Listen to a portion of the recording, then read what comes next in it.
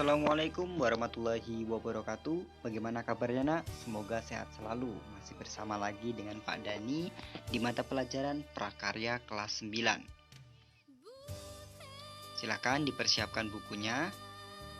Buku Prakarya kelas 9 semester 1.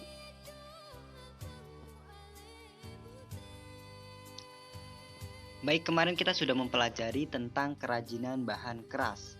Kita belajar tentang prinsip kerajinan bahan keras, ada jenis dan karakteristik dari kerajinan bahan keras, sampai kita kemarin membahas tentang kerajinan bahan keras alam yang terdiri dari kayu, bambu, dan rotan, serta kerajinan bahan keras buatan yang terdiri dari kaca dan logam. Nah, pada materi ini kita akan membahas tentang proses produksi kerajinan bahan keras itu sendiri.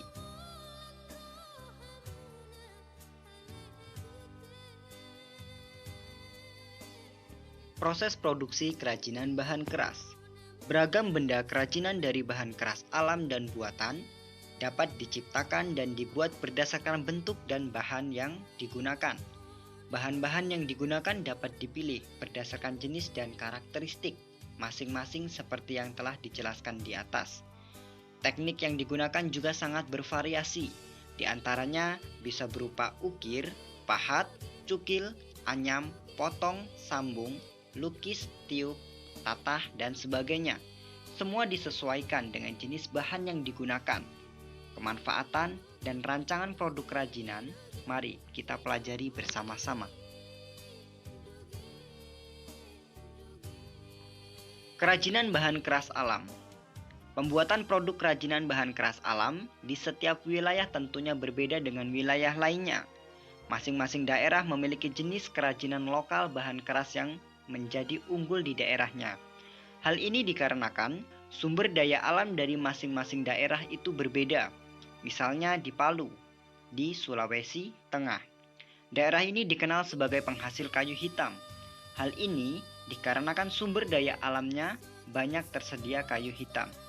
Kerajinan yang dihasilkan ada pula yang gantungan kunci, kotak perhiasan, patung, bingkai foto, wadah-wadah serbaguna, dan masih sebagainya. Selanjutnya yaitu tentang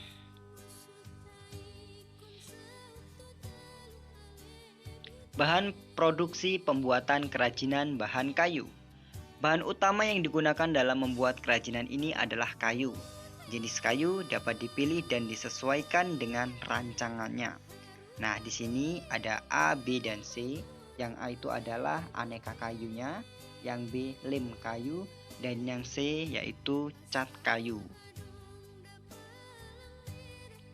Selanjutnya yaitu adalah alat-alat yang digunakan ketika membuat kerajinan dari bahan keras alam yaitu kayu.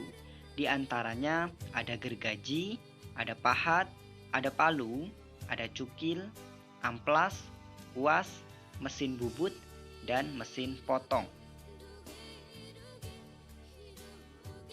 Selanjutnya ini adalah produk kerajinan dari bahan kayu. Nah, di sini ada bingkai foto, bisa dilihat ya. Kemudian ada vas bunga dan ukir, dan ada aneka rumah adat dan kendaraan, serta ada miniatur kendaraan.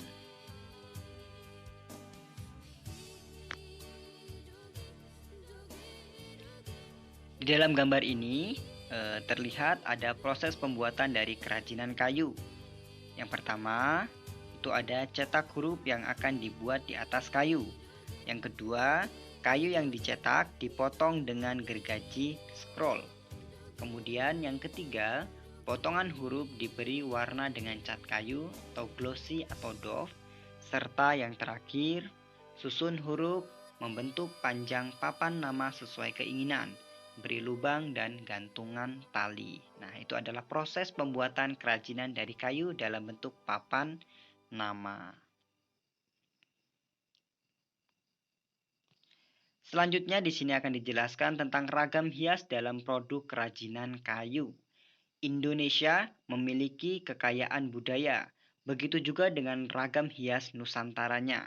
Setiap daerah mempunyai ragam hias yang berbeda ciri khas yang satu dengan yang lainnya. Contohnya, dalam ragam hias Toraja dari Sulawesi Selatan ini. Nah, seperti ini gambarnya.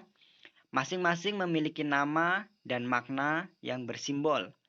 Jika diartikan, semua melambangkan nilai-nilai budaya dalam kehidupan warga Toraja yang harus mematuhi larangan adat dan mencintai alam tempat tinggalnya. Selanjutnya, itu ada ragam hias Jepara dari Jawa Tengah. Arah gerak garis ukir yang pasti mencerminkan adanya keteraturan, kepastian yang sejalan dengan landasan pola berpikir yang tumbuh di dalam masyarakat yang mentaati ajaran-ajaran agamanya. Kemudian ada ragam hias Padang dari Sumatera Barat. Ungkapan pepatah Minangkabau, alam takambang jadi guru, bahwa alam memiliki makna yang mendalam dengan segala bentuk, sifat, serta segala yang terjadi di dalamnya, merupakan sesuatu yang dapat dijadikan sebagai pedoman, ajaran, dan sebagai guru.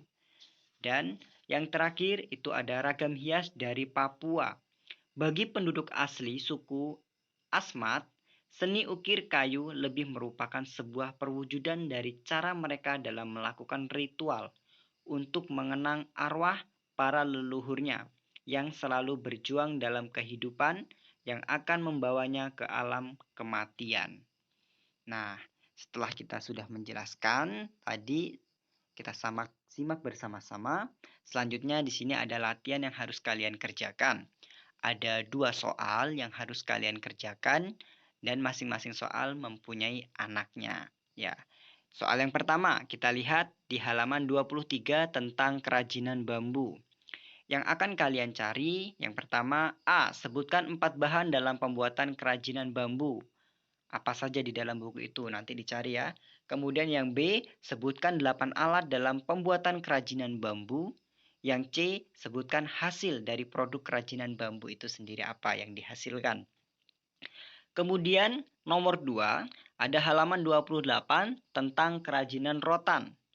Apa saja bahan dalam pembuatan kerajinan rotan?